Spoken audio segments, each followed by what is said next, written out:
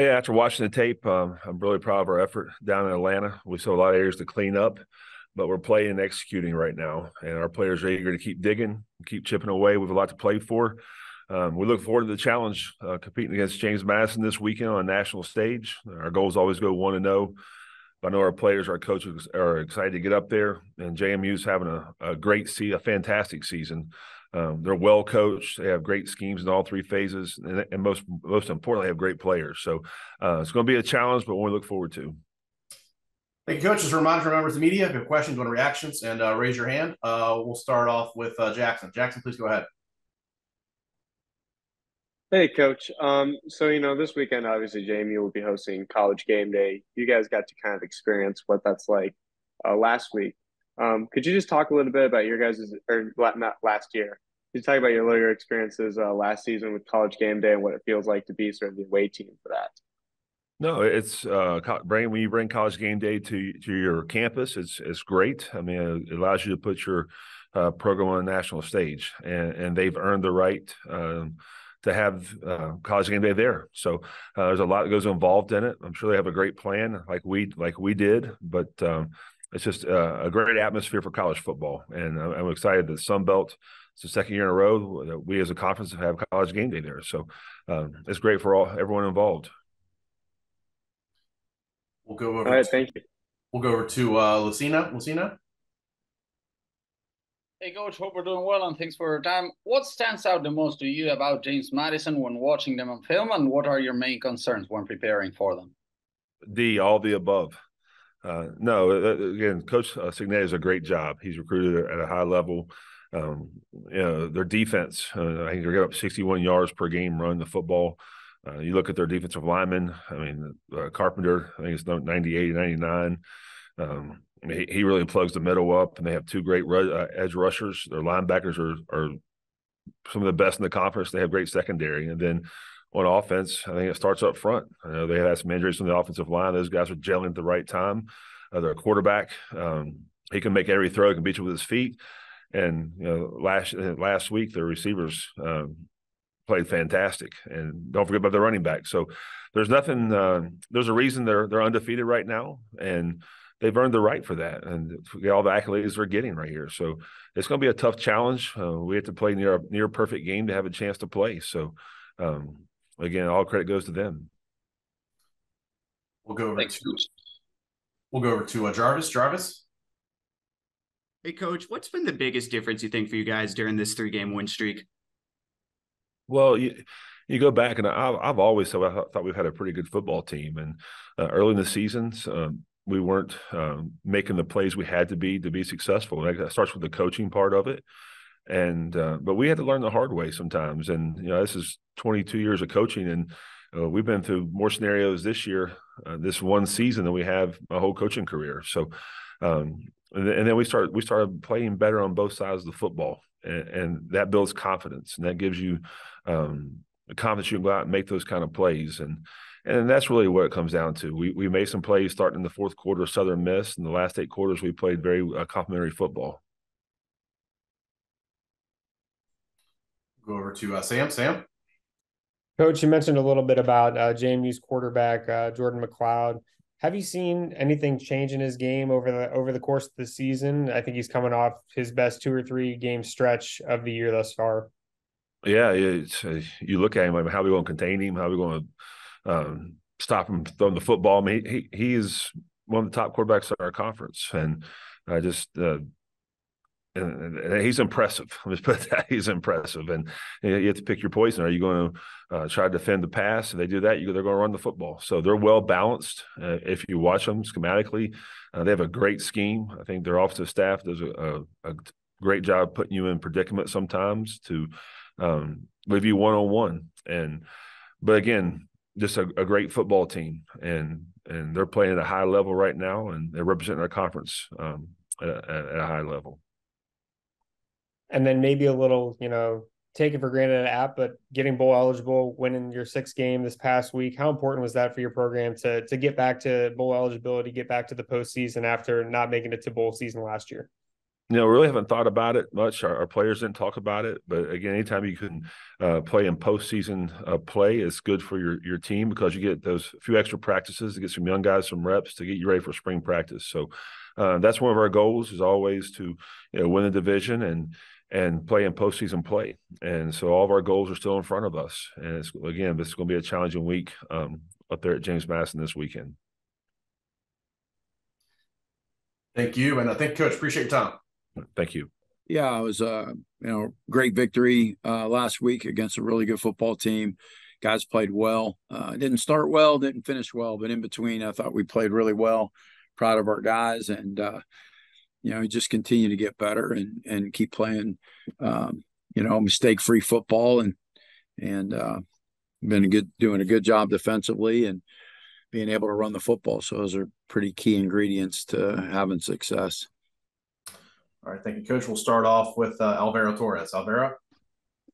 Hi, Coach Beck. I hope you're having a great day. Well, you managed to hold the most productive offense in the conference in check throughout most of the game. What do you think of your defense against Texas State, and what does the fact that you keep finding ways to win without Grayson, who is arguably the best player in the conference, say about your team? Yeah, I think first of all, defensively, Coach Niver and the staff have done a great job putting together remarkable plans each and every week. And, I think the first series, we didn't do a great job of leveraging the football. We let the running back bounce outside a little bit and hurt us. We just kind of settled our guys down and made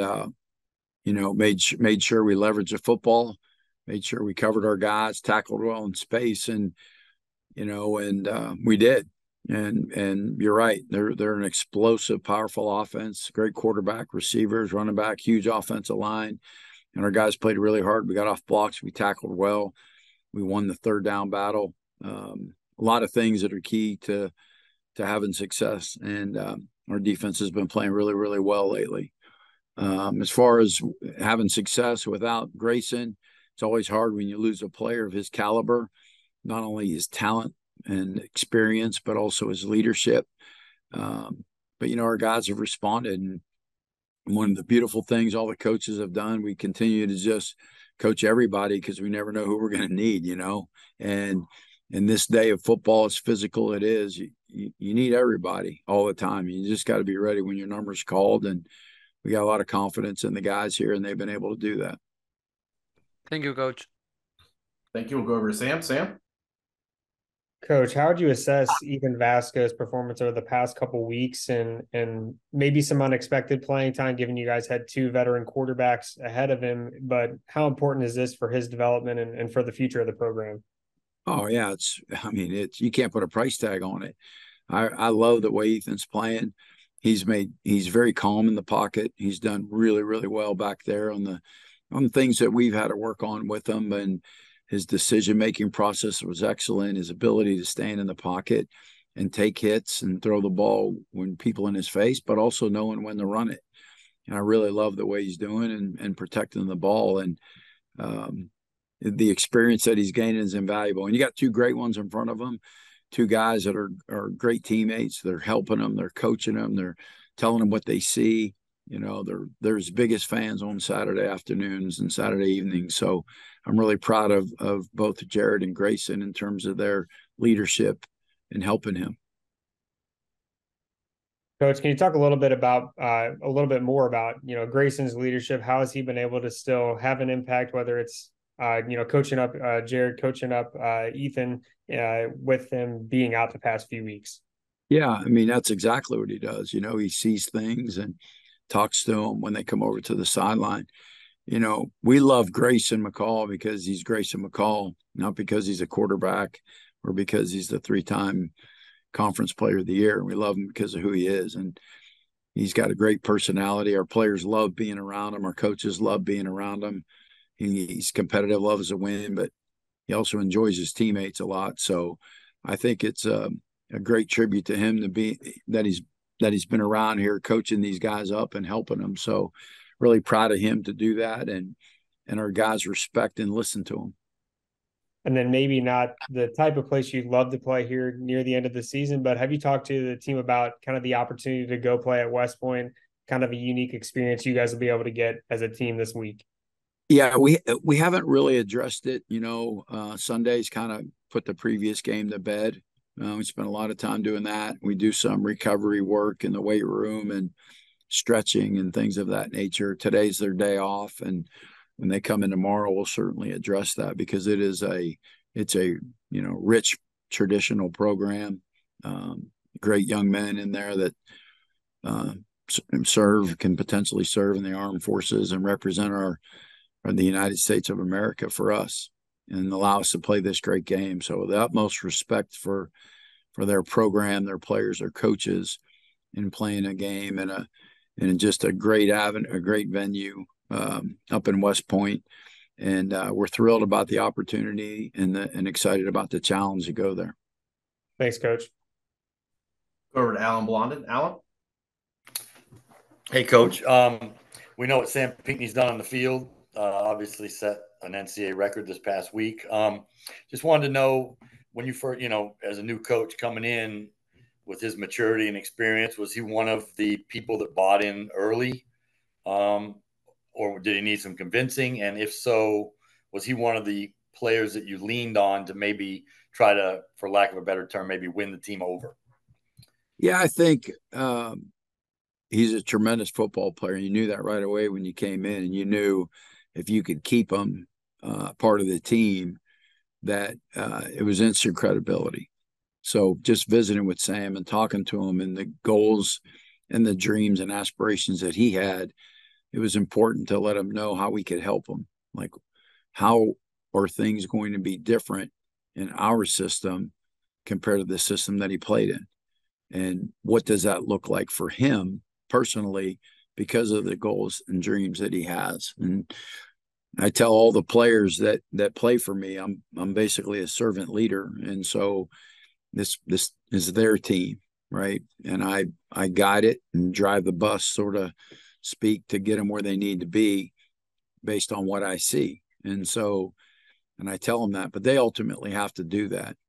It was important to get them. I think when Sam decided he was staying, it was a huge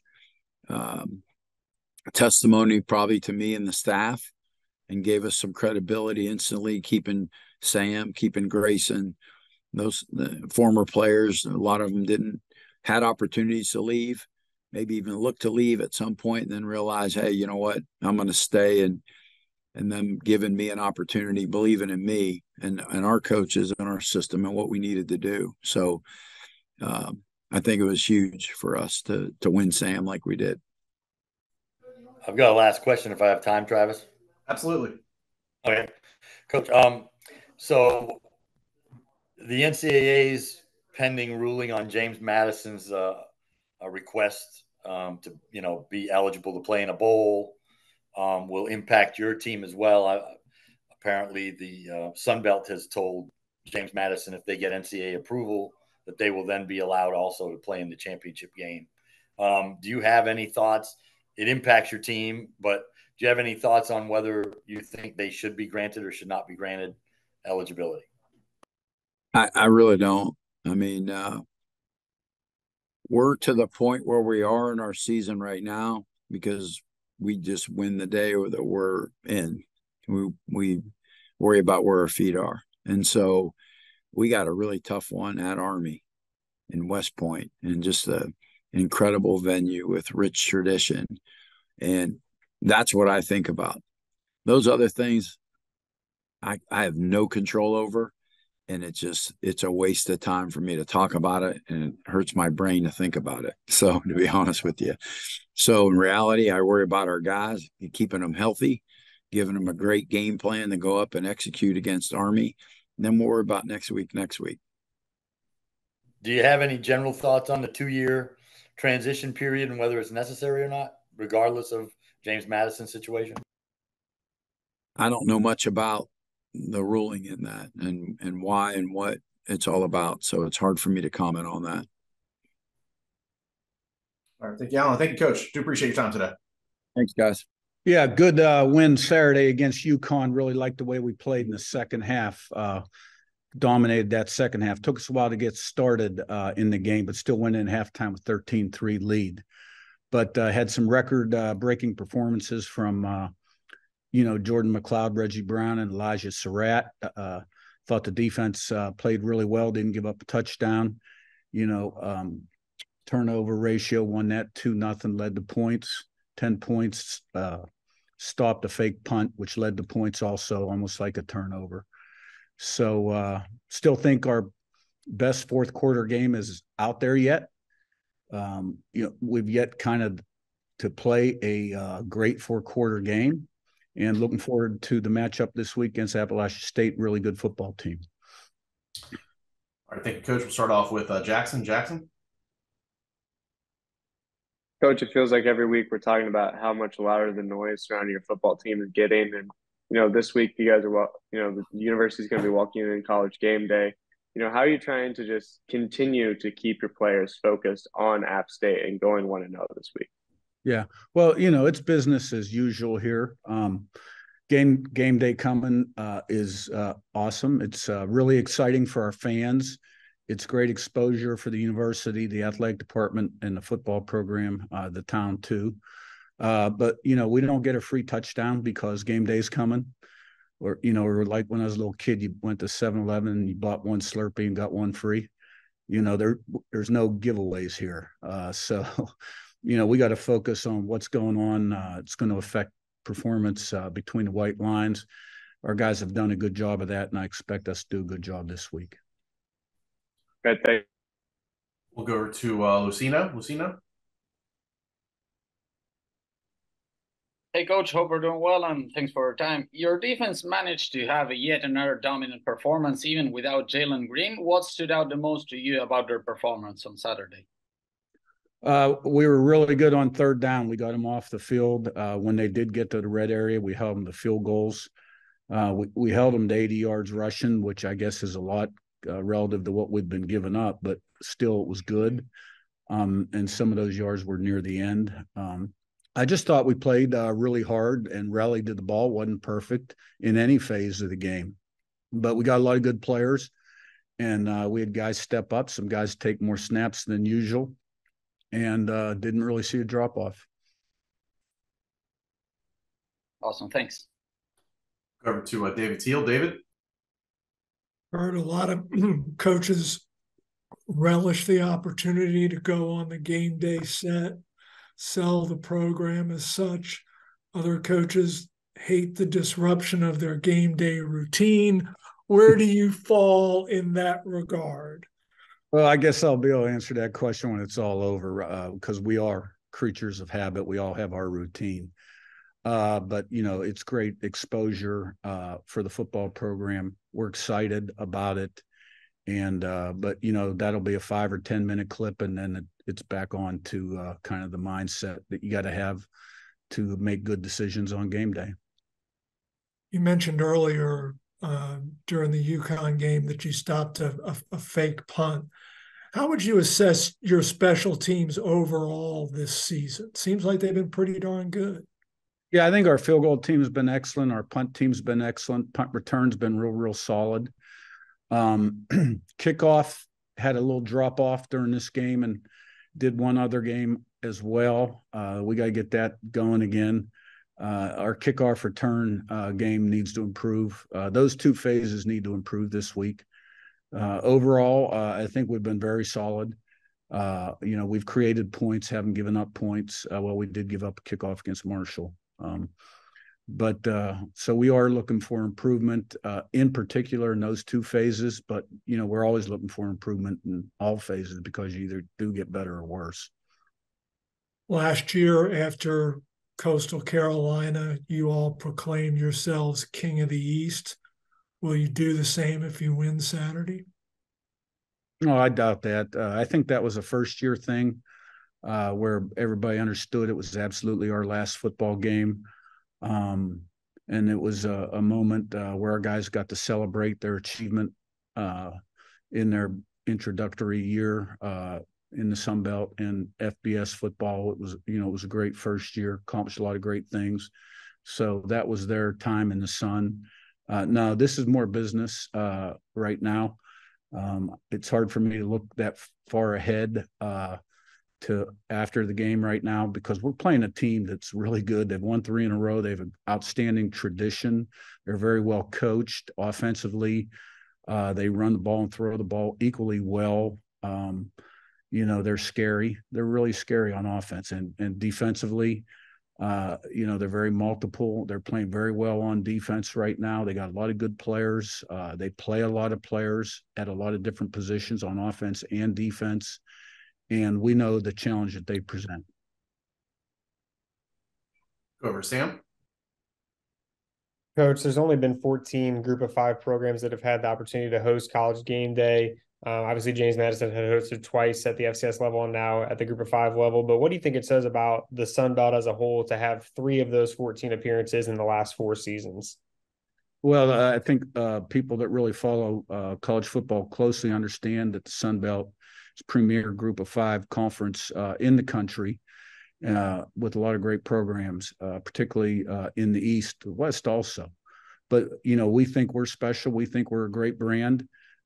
This place has done great things in the past. It's a beautiful campus with great people, great leadership, a tremendous following and fan support. And I think game day likes coming here, and it's always a good day. So, but it says a lot for the Sun Belt. And, the Sun Belt makes a statement every week between the white lines. Thank you, Sam. And thank you, Coach. Appreciate your time. Thank you. Yeah, disappointing loss on the road versus a very good Coastal team. I thought they coached very well, thought they played very well. I don't think we handled the adversity of the weather and some other things that came up in the game very well. We have to get better this week. And once again, going on the road versus a very good opponent in Arkansas State. Questions? And Coach, as a reminder to our members of the media, if you have a question, please go into reactions and raise your hand. All right, we'll start off with Sam. Sam? Coach, what have you seen from Arkansas State that makes them difficult to prepare for maybe since the transition to Jalen Rahne at quarterback? Yeah, I think it starts with him. I think he's a really good quarterback. I think he's a guy that looks to throw first. He's got great touch on the deep ball. He knows where to go with the ball, makes quick decisions. I think they run the ball very well. Big offensive line, really well coached. And, they do a great job. And I think, him coming in really sparked, their whole team. And then for you guys, what does it say about your team? The fact that you guys were able to battle back in the second half, obviously didn't get over the finish line there at the end, but you had an opportunity at the end of the game, despite, maybe not playing how you would have wanted in the first half.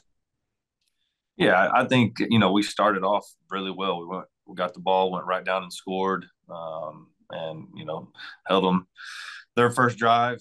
We had a big punt return that was called back because of a penalty. And then, had another drive that stalled out in the red zone. Then we just kind of went to sleep on offense for a little bit and then came alive again in the fourth quarter. And you can't do that versus a really good team like Coastal, and credit to those guys. I thought they played really well. They got really good players. Our guys definitely didn't quit. There was no quit in us. We fought till the very end. I thought we had a chance there if we get that last, onside kick. So, once again, we just got to go back to work. Whether you win, lose in this league, you better get ready for the next week.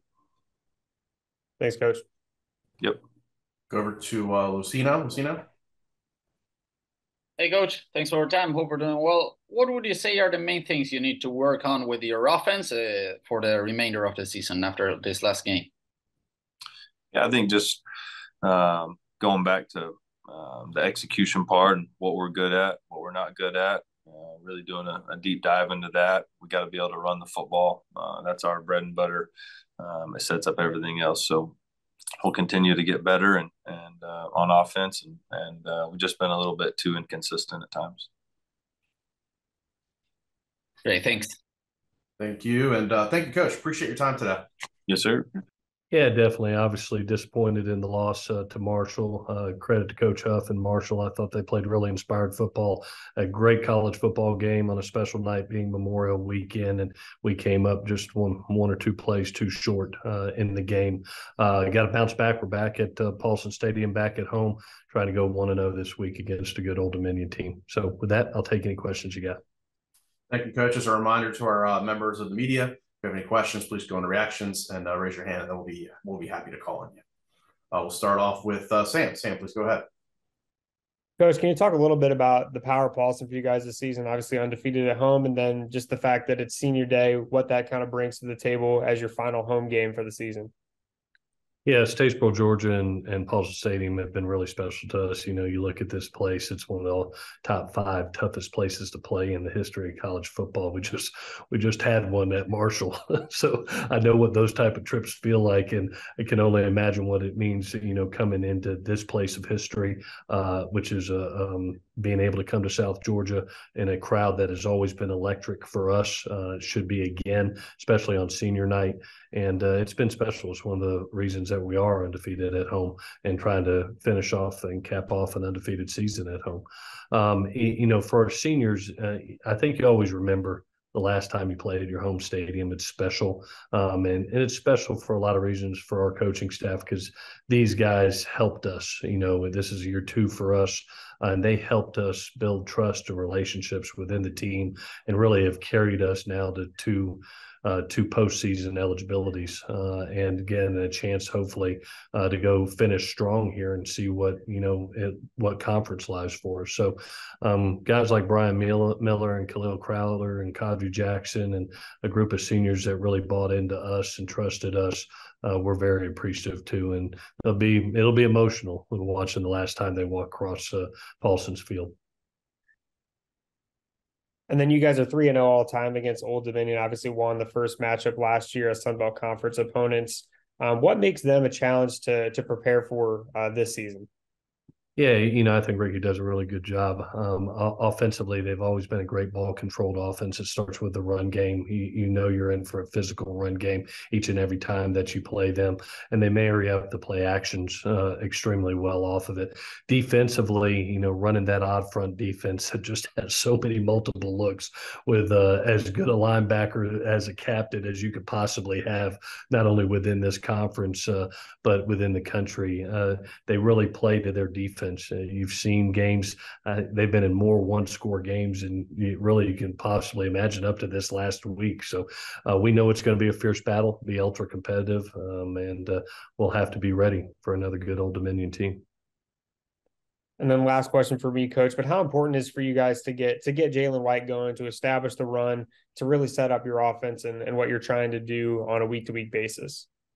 Yeah, definitely. We actually hit some explosives off what we had been doing the previous weeks. You know, we had 3 back-to-back games with Jalen having over 100 yards. And I thought Marshall did a nice job of being able to mix up coverages, played some man coverage in that game, which allowed some explosives down the field for us. You know, anytime you got to make a decision, are you going to stop Jalen White or are you going to stop Davis Brin and a bunch of wideouts?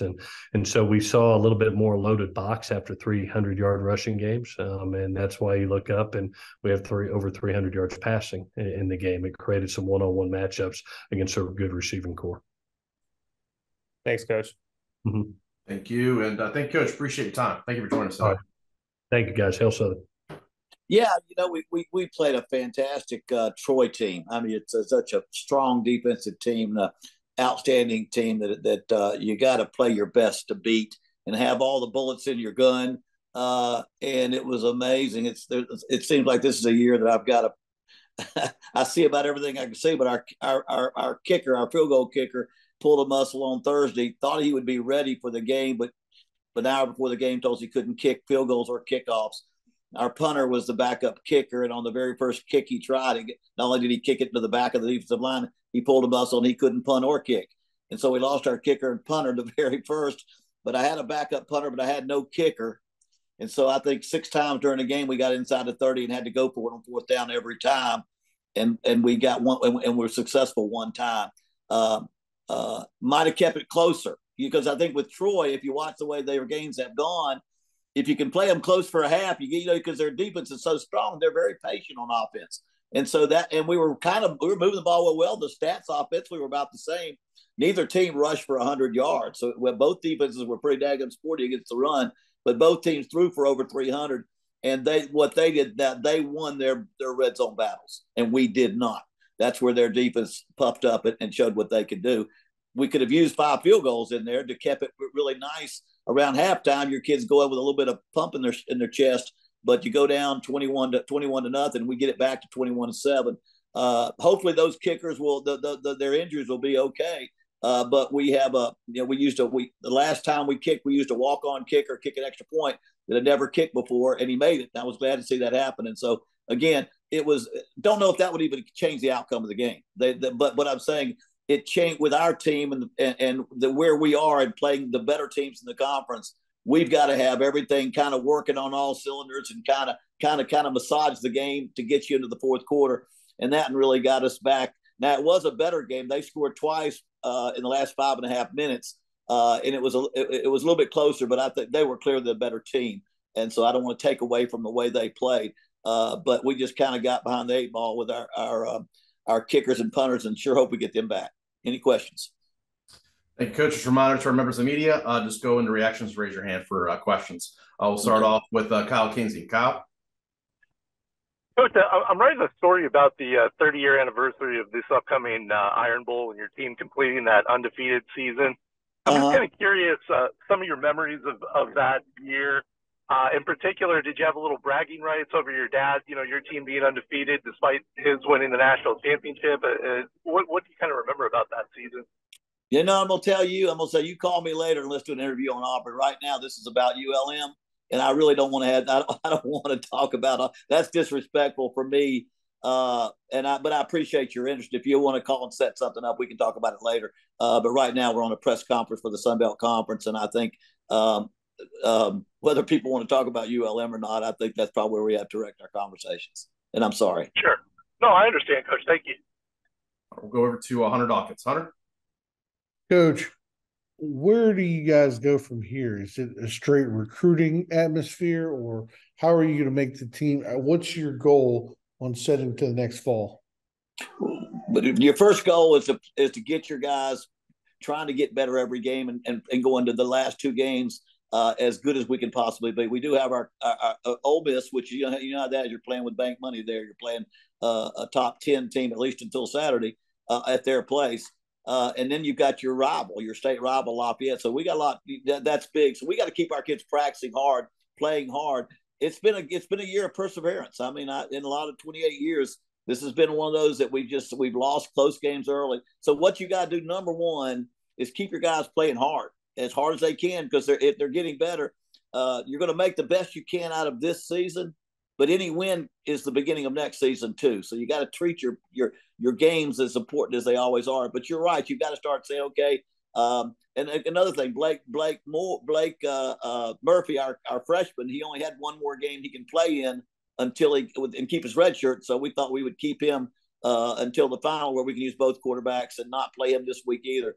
So that kind of goes toward your question. We've got to think about what we can do to become better right now, and then begin to get ready for next season. But again, I don't even have to talk about that until after the season gets over. But we're trying to get the most out of this season, trying to persevere, try to get better as we can, and recognize that this has got to be a learning process, a perseverance process, and then go right back into the portal and all those things when we get through. Go over to David Eckert. David? Hey, Coach. Hope you're doing good today. Thank you, David. Obviously, something that you kind of share with Coach Kiffin at Ole Miss is being a coach's son, right. Growing up that way. I wanted to ask you, kind of how that formed who you are as a coach and what that experience was like for you. Well, I mean, first of all, the first thing it does at an early age, you live around football, college football all your life. My dad was a head coach when I was born, and I was born on a campus in South Georgia at South Georgia Junior College in 1956. And so all my life I'd go to the breakfast table, lunch and dinner, and hear a head coach talk about everything and pick stuff on. And when I was about 13 or 14, I knew I wanted to be a coach as well. And so he had a great impact on me. And then when I became a graduate, I played for him at West Virginia. I was a graduate assistant for him at Florida State. And then I went on to become a head coach right after I got through with that graduate assistantship. So he has been a big influence on me. Of course, Monty Kipp, everybody knows of Lane's dad too, and the impact he had on college football from his perspective. It was a different day and age. I will say this: those were the days. My dad was 34 years at Florida State, and it was a day where nowadays you get fired after 3 or 4 years, and you don't see quite that much. But my dad was around a long time, and I was able to gain a lot from him. And I think Lane's the same way. He's blessed to have a great father who was a great coach and gave him probably a love and passion for the game at a very early age. And of course, I'm a little bit older, and I don't have a resume anymore. With me, I'm 67. I don't have a resume anymore. But I think both of us are very thankful for the family, the fathers that we had. Appreciate it, Coach. Thanks. Okay. We'll go over to Sam. Sam? Coach, you talked a little bit about, getting some of your youth involved and having an opportunity to prepare for next year, but how important also is it for you to be able to send off guys like Jaya Wright, like Tyrone Howe and others that bought into your program, right? Been with you for a few years and obviously have had some success on the field for you guys as well. How important is it to try to send them out the right way and give them the opportunities on the field too? No, by all means. That's why you don't bench people and play rookies. Your upperclassmen have a chance to go out there and do the best they can, and you want to make sure you honor them and you want to win. I mean, we had our last home game was the senior day, and our seniors got up and spoken and told what it meant for them to play their last game at Malone Stadium. And again, with portal transfers at every school, your senior year isn't quite the same as it used to. We don't even call our guys seniors. We call them 1 year left, 2 year left, 3 year left, because I really don't know how many years they are, if they're a senior or a graduate student or a second graduate student. And so, because you really don't know, because you don't have them when they start. And if you get a good one when they start, they're probably not going to be with you when they're gone. And so it's kind of changed that. But there are guys, your guys that have, like Jaya Wright, who had a chance to get in the portal, had a chance to move somewhere else. He stuck around. He played behind Chandler Rogers and Rhett Rodriguez. And I'm so proud for him. Every time he does something good, I'm just thinking there's a good story there, because 6 years journeyman trying to find a place. And Ty Howell jumping around. He had a very good game last week. I appreciate these guys and the work that they've done. And I know they've learned this year, that it's awful for them to me. But you know what? In the game of life, when you learn to get knocked down, you get back up. You get knocked down, you get back up. Those things that they got to know the rest of their life. Hopefully they can, even if the season isn't what we hoped it would be, and if you last long enough in this business, you're going to have a season or two that aren't what they supposed to be, and not what you'd want to be. But if our players have learned the greatest lesson in life is to get up one more time than to get knocked down, then this year has been good for them, and especially the seniors. Thanks, Coach. All righty. Thank you, Sam. And thank you, Coach. Appreciate your time today. All right. Thank you, man. Take care now. Yeah, Travis, good to see you. Hadn't seen you in a while. You've been gone. I don't know if you've been skipping work or what, but glad to have you back on the call. We won last week. Didn't really play our best version of football. I didn't think we played very clean in a lot of areas. Just did not play really sound at times. The best part of the game was getting able to put a lot of our young guys in the game. Goose Crowder got in at quarterback for a lot of the fourth quarter. Tay Meadows, a walk-on from Hanley High School in Roanoke, Alabama, which is where my mother-in-law went to high school. Tay got his first career carry and touchdown on the same play, which is really awesome for a redshirt freshman. But good to get a win. Excited about a real challenge this week. Louisiana Lafayette, I think, has got a very talented football team. Up front on the defensive and offensive lines, they're as good as anybody in our league. When I watch their O-line, I'm like just blown away. I think we're getting ready to play a team that looks like a SEC team or something. So, but excited about getting our guys back in the building and getting to work today to next opponent. So with that, we'll open it up. All right. Thank you, Coach. We'll start off with Hunter Dawkins. Hunter? Coach, good morning. You guys have had a successful team. With you being the head coach the last 2 years. I know this might be jumping ahead, but I'm just going to go ahead and ask it. I'll be straightforward with you. Have you been contacted by any of the schools for the head coaching job? Yeah, I was contacted by Troy about showing up to work today. So I was here at 5:30 this morning. I think nobody else was in the parking lot when I got here. That's the only school that's contacted me about work. I'm damn glad I got a job here. All right, we'll go over to Craig Stevenson. Craig? Hey, got a lot of work ahead of you still, but the fact that you've clinched the West, what does that mean to you to do that 2 years in a row? It's a great accomplishment, Craig. It's one of those things, like, it's nice to have it clinched, but it's also like human nature is people want to relax when they've accomplished something. And my biggest fear is that, in the military, they talk about like standing to at dusk and at dawn, because that's when surprise attacks happen, and not relaxing. How do we get our team to stand to is, I think, my biggest challenge this week, because they think they've done something, and really we clinched by default. We didn't really do anything to earn it yet. I think we're 5-1 in the league. So it's nice to be able to know we get to play in the championship game, but we have a lot left out there to improve upon, to be quite honest with you. Louisiana, obviously their quarterback got hurt. Just what has that done to change what they do offensively? It definitely changes them. That young man, golly, he's a phenomenal player. Zion, watching him on video, I hate that he's injured, because like he's a special talent. Chandler, the kid that played, I say kid, I think he's been there almost as long as Gunner's been here.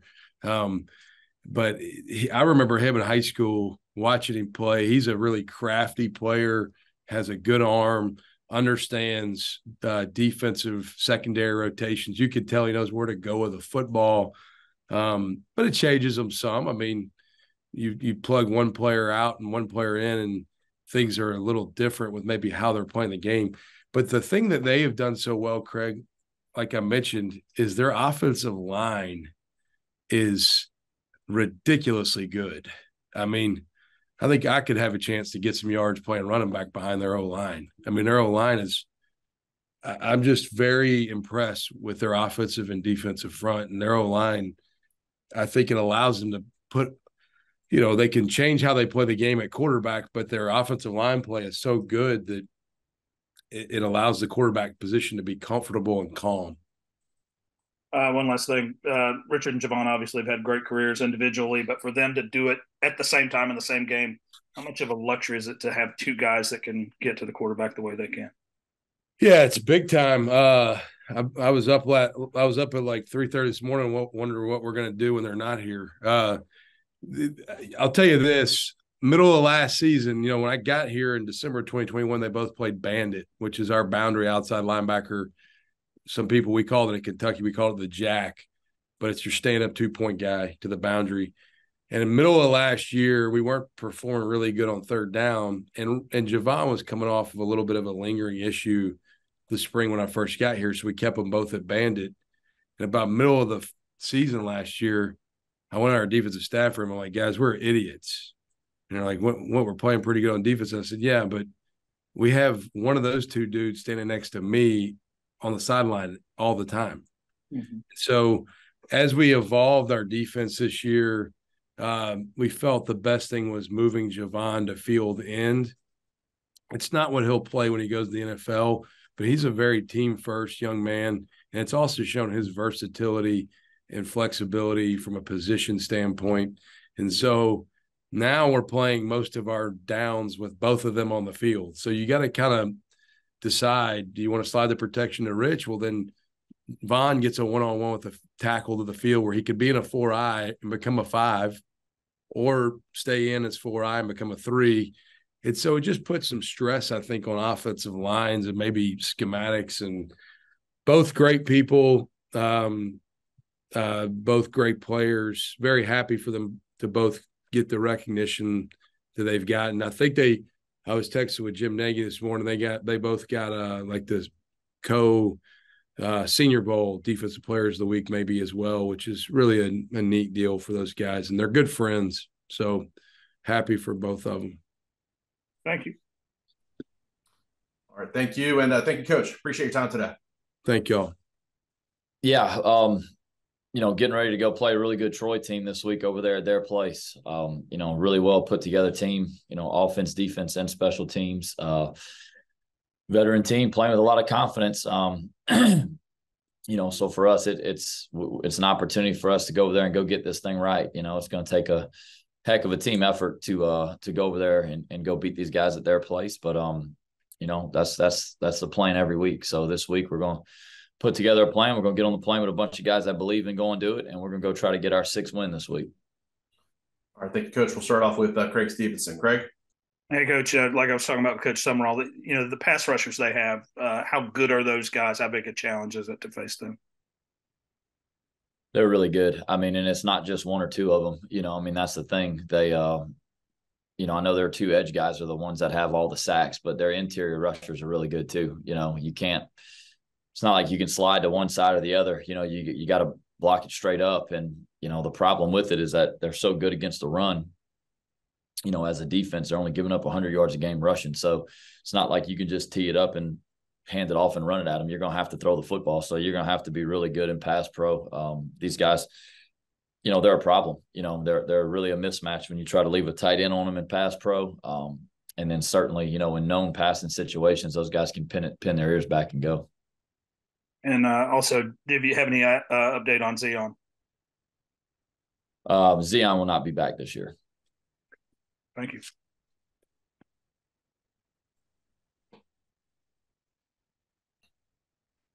All right, guys. Last call here for anything else for Coach. I'll go over to Sam.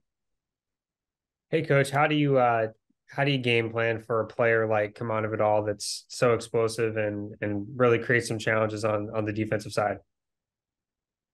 Yeah, you got to commit enough to the box to stop the run.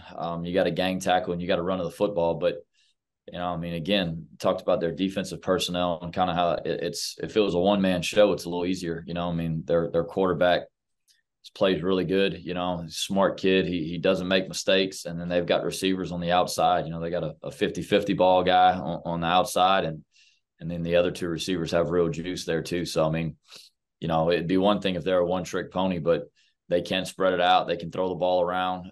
They do a good job with their play action shots. Quarterback makes great decisions.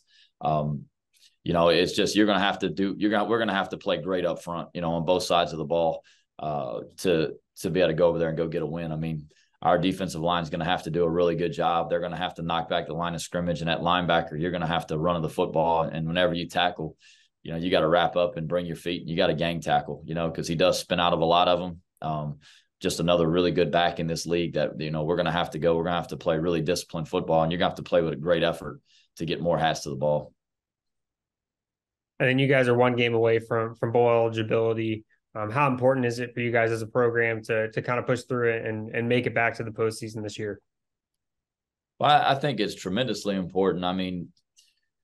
This would be an opportunity for us 6 years in a row to go to a bowl game. Our kids don't know any different. And, I think that they understand that that's a big deal. And, for us, we've been sitting on our 5th win for a while now, and it's kind of one of those things that's eating at you a little bit because you're ready to go. That's a major goal every year, that you get bowl eligible and get an opportunity to play in the postseason. When you earn those extra games, it means a lot. And, it's great for your program. For the kids that you have here now, but it's really good for the future as well. That's an extra, usually 2 or 3 weeks of practice that you get with those guys. Essentially that's almost another spring session of football that you get to practice with these guys. And we have a lot of young players that are coming back. So for us, getting a bowl game and getting that opportunity is big for a lot of reasons for the current players, but also, the ones that are on their way out, but the ones that are coming back next year. That's an extra 2 or 3 weeks of work that you get with them.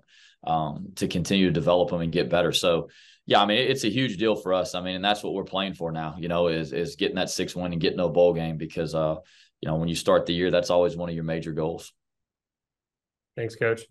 Yep. Thank you, Sam. Thank you, Coach. Do appreciate your time. Yep. Yeah.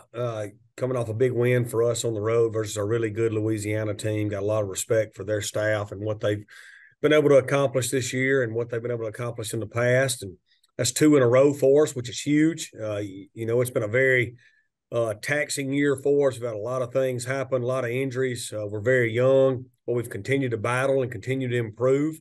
We've seen a lot of growth throughout this year, and it's been good to get 2 in a row right there in a really tough league. And then we go on the road this week to an SEC opponent who's all those teams have really good players.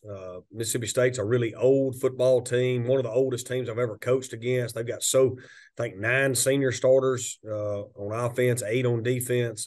Just a really old, experienced football team that's won a lot of games in their past. They've not had the year they wanted, obviously, but they got a lot of really good players that were highly recruited. It's going to be a tremendous challenge for us, one that we're excited about to go up there and play. So with that, I'll open it up.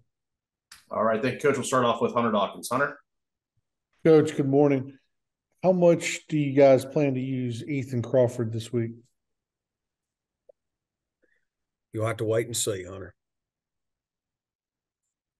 All right, we'll go over to Sam Schuyler. Sam? Hey, Will, if I could just follow up on that. When you're making this decision of to redshirt Ethan or whatever, is that a decision that will come from you and the coaches? Is it a conversation with Ethan, or is it all on him, or how do you kind of see that playing out? Yeah, that's a conversation. Number one, I love Ethan. I recruited Ethan. I love Ethan. I love his mom and dad. I love his high school coach.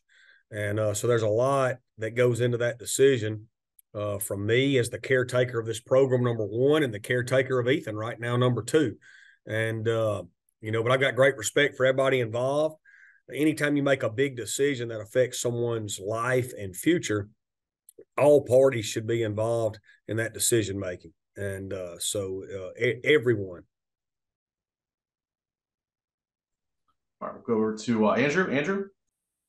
Hey, Will, could you speak on the Zach Arnett news? How did you found out, or how you found out, and just, what's kind of your thought process about it? Yeah, I don't want to comment on stuff like, hey man, tough profession we're in, and hate that for Zach. And I know he's got a lot of people on that staff that I know, and so I just feel for people when something like that happens. Go over to Scott. Scott? Coach, this is something that we talked to Frank about back on Thursday after the game. He was just saying that at this point of the year, so he was saying that the goal is to kind of end people's seasons, right? So the loss against Mississippi State or Mississippi State lost to you guys, that would knock them out of bowl eligibility. Are you guys kind of banding together to keep that mindset and just have that extra motivation? Yeah, Scott, that's not something I've talked about so much, but our kids are kids, and they're going to find things, that mean something to them as well. What we've constantly talked about is we've only got 12 seniors on this football team, but there are 12 guys that have been through a lot while they've been here, and we want to send them out well. And then all these other young kids we've got in our program, we want them to continue to grow and continue to get better. That's something we've been able to do in all 3 years we've been here, is continue to improve as the season goes on and finish the season well. And we've obviously gotten a lot better with a lot of these young kids this year, and we want to continue to do that as the year finishes. All right, we'll go over to Heath. Heath? Hey, Coach, I wanted to ask a little bit about Frank Gore Jr.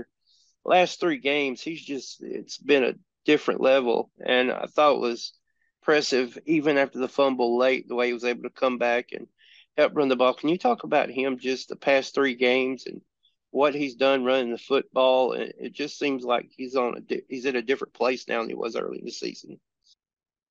Well, number one, everybody around him is playing better. We're blocking better up front. Now, that was one of the best games our offensive line's played since I've been here versus Louisiana. They're not a really good Louisiana team.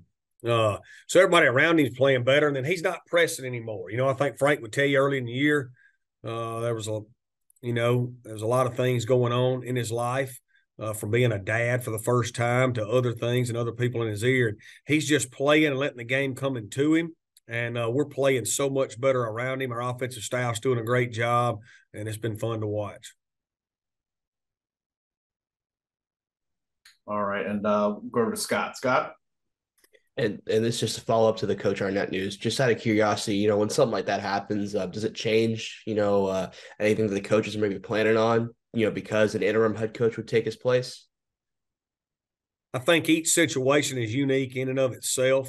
When you have to address those situations as they come, and we're certainly addressing that situation today as we speak. I've had as much time to wrap my hands around it as you guys have.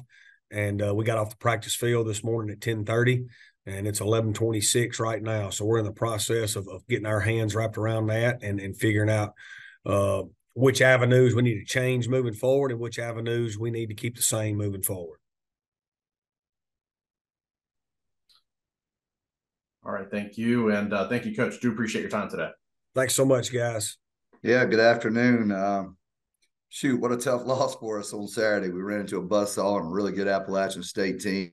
And, it was that's just a tough ball game. I think after our second initial drive, I think we had a 20-play, 8-minute drive only to fumble, and it kind of turned the table. So they took the ball down, hit an explosive play on us in 3 plays, and it kind of steamrolled from there. But we got a lot left to play for, and a good positive group in our locker room right there with some really good seniors and really good senior leadership, and we'll be ready to go. We'll be ready to go. On Saturday it was kind of tough because I ended that game right there, and what a just a tough defeat. And then I turned around and I saw LSU put up 700 yards of offense against Florida, and I said, "Damn, lucky me, lucky Georgia State Panthers." So we get to go play the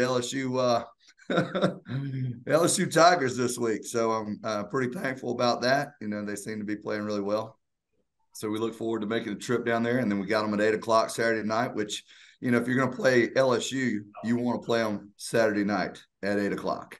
I mean, that's a great experience. It's going to be a great time for us. We get to go down there and have an opportunity to play against what I think is probably the best player in college football and their quarterback, and a really good explosive offensive football team, sound defensive group. They're all well coached. So we'll go and see how we match up against them. But we got to play certainly better. We got to gain some confidence back that we've had early in the year in our offense, and then defensively, I think we just got to, we got to make some plays when we're in position to make plays. We haven't been doing that very well. Our special teams has been steady for the most part, but we've certainly got to improve.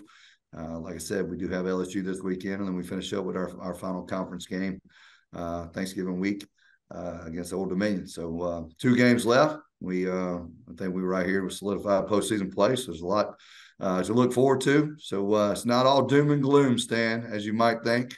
We've struggled a little bit, but we've got really good positive leaders, and I try to tell them, don't ever take anything for granted. We're going to go finish this thing the right way, and we're going to fight our tails off and be as good as we can be. All right, we'll start off with Stan. Stan, please go ahead. You think they used all their 700 yards last week, or did they save some for you? Oh, I hope they used up every bit as they can, but I'm sure they have a lot left in the tank right there. I can remember going down to LSU in 2005. I was at Appalachian State, and we were a pretty good football team, and I remember walking out, and I think they had Jamarcus Russell as quarterback, and our offensive line coach played O-line for me back then, and we had a couple of offensive tackles hurt that day, so we were starting our third. Actually, it wasn't even our third team guy; it was just a guy we had to put over there, and it was John Holt. And I remember John went out there and we were kind of laughing, and he went and stood beside Jamarcus Russell, and John was he's about 6'1.5" maybe. I think he's probably at that point in time late in the season, weighed about 260 pounds, and he stood beside the big quarterback for them, and I think he was at 6'5.5", 265 pounds. And I said, "We ain't got a chance, boys." I said, "Their quarterback's bigger than our entire offensive line." And I think we played them to a 21-7 game that night. So yeah, we're going to go down here and give everything we got. Everything we got. Shoot, this is what opportunities like this. I think a couple of years ago when they said we could go schedule LSU, I said, "Shoot, go put them on the schedule. Let's go do this." And like I said, it turns out it's going to be 8 o'clock Eastern. Well, you've not backed away from playing Power 5 teams. How does this LSU team? Are they the best team you played since you've been there?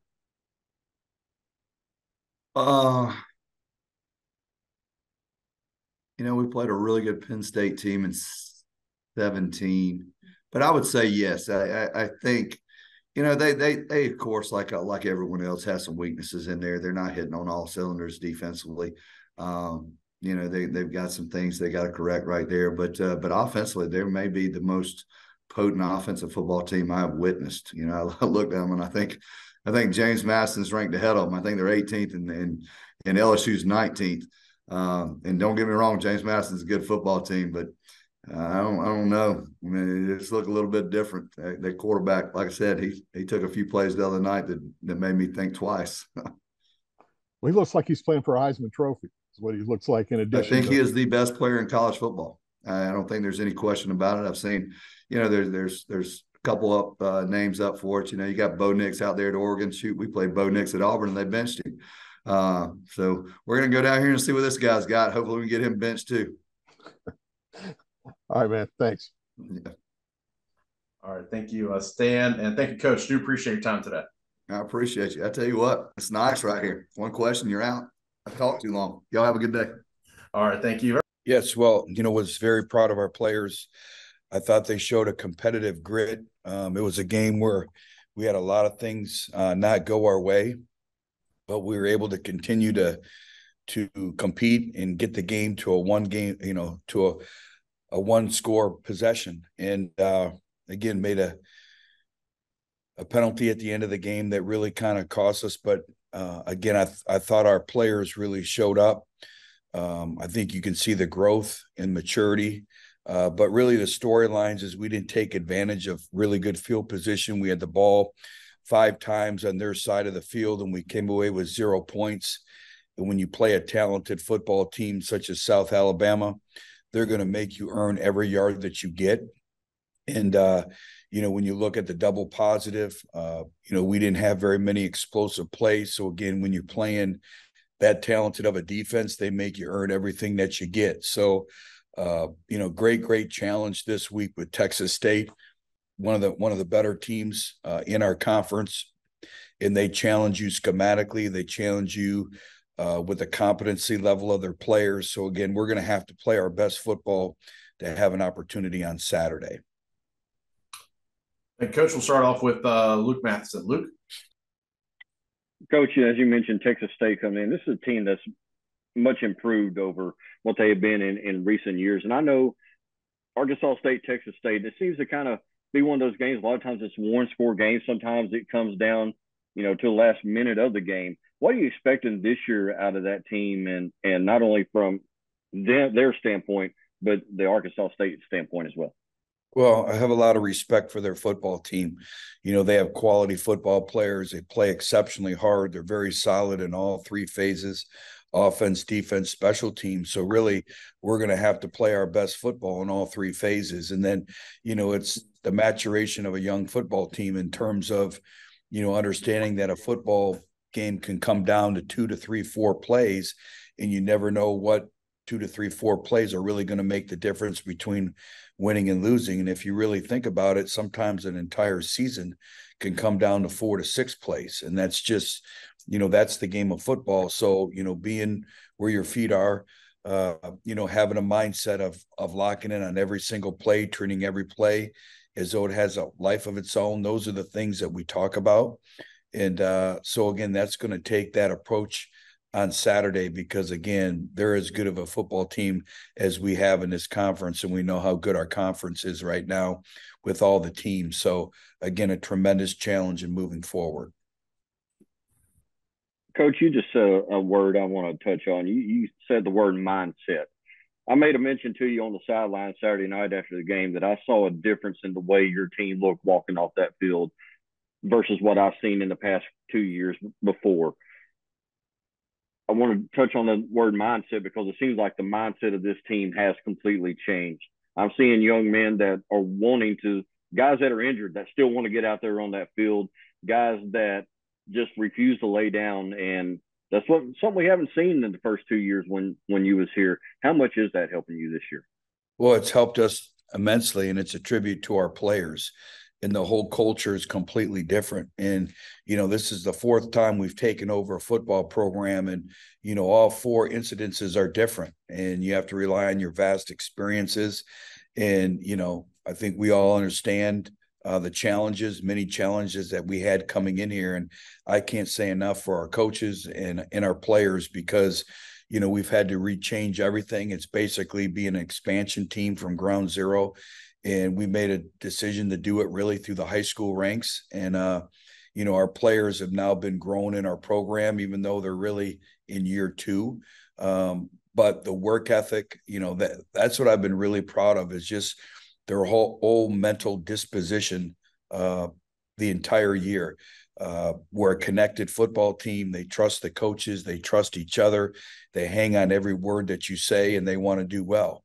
And so, again, we're going through the growing pains now of a long football season like every other team. But again, I've just been proud of their resolve and their resiliency. Now we have to find ways to win games, and beat quality opponents like South Alabama. But we're night and day different than where we were 2 years ago. I'll go over to Logan Whaley. Logan? Hey, Coach, I had a couple questions. First, just wanted to ask specifically more about the defense, and particularly, Trevian Thomas's play, and just how you've seen him grow over the course of the season. Obviously, had a big play there in the fourth quarter with the forced fumble. And then, you talked about, Texas State a little bit, but I wanted to ask about just TJ Finley and what he's provided for that program and that offense, just having to prepare for them too. Well, first of all, with Trevian Thomas, the best thing you can compliment a player is, he's very consistent. We talk about consistency and performance on a daily basis, and that's what he brings. You know what you're getting every single day. He's really turned into a student of the game, and he's been one of our most consistent players defensively. And again, we give up an explosive play, but to our defense's credit, we didn't stop playing. In the blind pursuit, we were able to generate and force that turnover to really give us an opportunity at the end of the game. In terms of Finley, presents so many different challenges for you. First of all, his size and his stature. He may be the biggest player out there on the field, and he's hard to tackle. He's hard to tackle one-on-one. He's able to see the pocket. He can push the ball down the field. He can make plays with his legs. He's played a lot of football. So, again, a very, very dynamic player that really presents a unique amount of issues and problems for you from a defensive standpoint. And we got one question in the chat from Clint Shields. Defensively, are you able to take anything from how some other defenses, Troy and Coastal Carolina, for example, defend Texas State's offense? Well, I think, that's part of the scouting process is, you always go through your cut-ups and you go through your games and you see what people did and you get different ideas. But I think each game is unique in and of itself because it's all about one-on-one matchups. And some teams you match up better than others. So I think it really comes down to, playing defense or really offense to the skill set of your players and what they can do. But yes, as a coach, you always look at, what creates issues, how do they attack different things. That's all part of it. Great. Thank you, Coach. Appreciate your time. Thank you for joining us today. Thank you. Yeah. Didn't coach well enough or play well enough in the game to give ourselves a chance against a top 25 opponent. We're lucky we get an opportunity to go play this week in a really great environment against a good Georgia Southern team with 5-0 at home, and we're excited about that challenge. Thank you, Coach. As a reminder to members of the media, if you're going to reactions and raise your hand, we will be happy to call on you. We'll start off with Sam. Sam? Coach, what do you try to do to slow down their offense on the defensive side? Obviously, top passing offense in our conference, but I think you can get lulled to sleep on that. They run the ball, better than you think when you just look at the numbers. If you actually watch the games, they do a nice job of running the ball. They run some gap schemes, they run some zone, and then they get a lot of their passing yards off of the RPOs and things of that nature, of which their quarterback does a nice job of operating. So, you got to be able to play tight coverage against their receivers, and then once they do catch the ball, you got to be able to tackle them and not give them those yards after the catch. And then how would you assess what was the difference in your performance this past week versus maybe the past 2 or 3 weeks where obviously got a win over a good App State team and then played really, really tight with both JMU and Coastal? Well, if I knew that exactly, we wouldn't have gotten that situation. I thought we played a little hesitant in the game, so we didn't play as fast as we had in the other in really the every other game we played all year. We just didn't play as fast in this game, and so that's my job to make sure that we maximize our speed and play as fast and confident as we possibly can. So, I put that back on me. And then have you talked to the guys at all about, still having a lot to play for, opportunity to get bowl eligible this season? Obviously our mantra is 1-0 and we live by that. But I'm not naive enough to think that they hadn't seen it. So yeah, we discussed it. But one thing that we learned from 2 years ago when we, made a run to a bowl game is, you can't win more than one game at a time. Right. You've got to play one game at a time. You got to play one play at a time. You start looking at it as this big, you try to string this winning streak together or whatever. That's where things can go really, really the wrong way. So really, really focused on making sure that we go out there and win one play at a time and then go from there. And then what do you think it says about the Sun Belt? Obviously, you're one of these teams that, 12 of the 14 are still in contention for a bowl game with 2 weeks left in the season. Yeah, I mean, I think it speaks highly for our entire league. I mean, if you just look at teams any team can win at any moment. I mean, you just look at it and you look, and then not only that, but you go watch the games, and there's been very few games that are just blowouts and that sort of thing. I mean, most of the games are very, very tight. Even the ones that on the scoreboard look that way, you go back and you actually watch the game. There's about a 6-minute time period where maybe it got off the rails for one team, but everything else was extremely tight. So this conference is just one of those deals where you better have your mind locked in at all times, because you are playing a quality football team each and every week. I think maybe it's a little bit of the sign of what it is in college football today. You look, there seems to be a lot more, 5-5, 4-6, 5-5, 6-4 teams across the entire landscape of college football, probably due to the transfer portal and some of the parity that's created, which is, ultimately that's a good thing for our sport. That, parity has always been something that leads to more interest and that sort of thing, and keeps people more involved for a longer period of time. And then will Keyshawn Wicks be able to come back for you guys this week, and how important has he been to your offense over the season? Keyshawn's been very steady for us. He's been a guy who's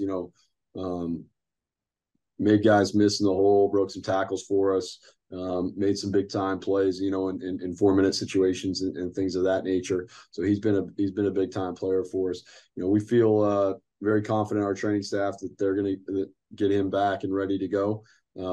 Obviously, he's a tough kid. He's played with a lot of different ailments throughout this entire season. So I feel pretty confident that he'll be ready to go. Thanks, Coach. Thank you. And thank you, Coach. Do appreciate your time today. Yep. Thank you. Yeah. Very, very proud of our team this past weekend and their responsiveness. We've had a couple hard weeks, tough weeks. The ball hasn't gone our way. We've earned losses, the last 2 weeks. And, when you get here at the end of the season, it's hard to overcome those things. And, this has kind of been a year where we've had to earn everything we get, scratch and claw, and was really proud of the fight that our guys had. I thought, from a defensive perspective, we've not always been responsive this year when we've had some tough situations and adverse situations. And I thought we did a tremendous job the other night. We got put in a number of tough spots on defense, and I thought our guys battled their tails off and won and were rewarded for that. And so that was really great to see. There's some great confidence to be gained from that. I thought our offense had some good drives We struggled at times, particularly in the third quarter, mid third, and fourth quarter, early fourth quarter, excuse me. And really, found a way to get things done. And so had some great special teams plays as well, had some game-changing momentum there, had a big return in the kickoff return unit, had a nice fake punt that set up a touchdown. So it was really a nice team win. Arkansas State has greatly improved, very impressed with their football team and their fight. I think Coach Jones has done a really good job with their program. They're more athletic, and they seem to, understand what they're trying to do offensively, defensively, special teams. Got a big test this week against a very good Marshall team. They've taken their licks as well, started off really hot, have had some hard games, and found a way to get a win against a very good Georgia Southern team the other night. And so they're big, they're long, they're athletic. They've got playmakers in all phases. And I think they're playing, they were playing really hard the other night against Georgia Southern. And so, tremendous job. You got to go tip your cap to Charles Huff and his staff to be able to keep those guys locked in over 5 losses, and then to come out and have the win they did the other night. It was really impressive. So it'll be a tough battle and one that we're looking forward to hosting on Senior Day for our players. All right, I think Coach will start off with Hunter Dawkins. Hunter. Coach, good morning. Or I guess I could say good afternoon now. But that being said, if you talk to your players, at least the younger ones, and tell them about how, even though things have been a little bit different this year, it's more or less how you guys react and what happens during the game, because you guys had so many good things happen both this year and last year, but the record doesn't indicate that. But it doesn't necessarily look like you guys have reduced improvement, from this year to last year. It's just the fact of the situations happen at different times and things as such. I think you know what I'm saying. So, well, so what exactly are you want me to comment on? Just how our guys are. How you discuss that with the younger players and things as such. Well, I think our team. You're going to go through hardship, right? There's going to be seasons where things are just a little bit harder. There's going to be seasons where you feel like, man, everything's working in our favor, right? You're going to have moments like that, ebbs and flows and momentum swings and all that stuff. That's part of building a program. That's part of dealing with the reward and consequence of college football. There always has to be a winner and a loser. And you've got to find a way to do hard things in hard times. And that's what we've talked to our players the last couple of weeks about. Do hard things when it's hard. When the momentum's working for you and everything's going in the right direction, that's easy to kind of stay focused. It's easy to stay on schedule. It's easy to have great practices. But when it's hard to do hard things in hard times, that's really where you grow as an individual, and I think we've grown as a football program.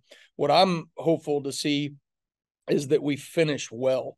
I'd like to see us find a way to kind of take, some of this hardship that we've had this season, all earned, but nevertheless, it's been hard, and sometimes the ball really hasn't bounced our way this year, and we've got to find a way to kind of overcome that here at the end. And I think there will be a lot of reward and a lot of satisfaction for our players. Seniors that are walking out the door to be able to finish well. And also it sets the tone and momentum for our younger guys to go, look, for years to come, we may be in hard moments, but we can overcome these things just like we did, back in 2023. And so those are the things that hopefully, you see from our team in the last, 2 regular season games and then a bowl appearance. Over to Sam. Coach, we've obviously spent a lot of time talking about Colin Lacey this year, and rightfully so. But one of those young guys that's coming up is Jamal Pritchett, and I think he's had a little bit of a coming out party the last 3 to 4 weeks of your season. Two touchdown games for you guys in the past 3 weeks. What have you seen in his game that's improved and really been showcased on the field now? Well, Jamal came here as a walk-on a year ago. Played a little bit for us. has really took the offseason and mastered our offense. He knows our system inside and out. He can play inside, outside receiver. You saw a year ago, even in practice, when the ball's in his hand, he's a gamer. And so you saw some of the same things from, what Colin Lacey and Devin Voisin did a year ago. Then all of a sudden, Devin Voisin goes down at the beginning of the season with an ACL. And, somebody's got to fill that void. And I've been really impressed with Jamal Pritchett this year. As the season's gone on, he's just gotten better and better. And he's a stable, presence out there for our quarterbacks. And our guys have started to find him more and more, but really impressed by him. And, I think the future's bright with guys like Jamal Pritchett out there. And then as a young program, how important is, getting that 6th win, getting back to a bowl game for the 2nd straight year, 4th time in program history? How big is that for South Alabama this season? Well, I mean, I think it certainly would be a great note to finish on and to finish well, even in a tough year. We've had some great moments. We've done some great things so far, played some good football. We've also, not met the marker in a number of ways as well. And so, we've never had a bowl win in this program's history. That would be an awesome thing to be able to go work towards. We've had one winning season in this program's history, and that was last year. And so to be able to do that back-to-back years is special. I think it carries momentum into your off season. And then certainly to have the ability to go play for a bowl win would be really special for our team, our program, and specifically these seniors that have worked really hard to build this program up a lot further along than where it was when they got here. Thanks, Coach. All right. Thanks, guys.